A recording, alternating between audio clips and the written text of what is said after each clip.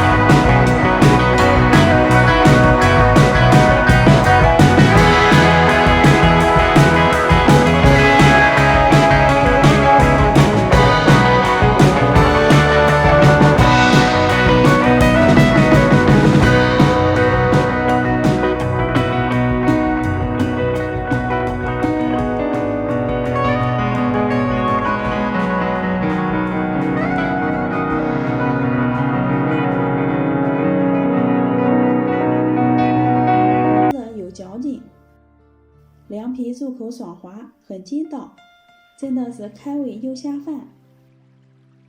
最近天气很暖和，可以做给家人吃哦。喜欢的朋友关注一下，我们下期见。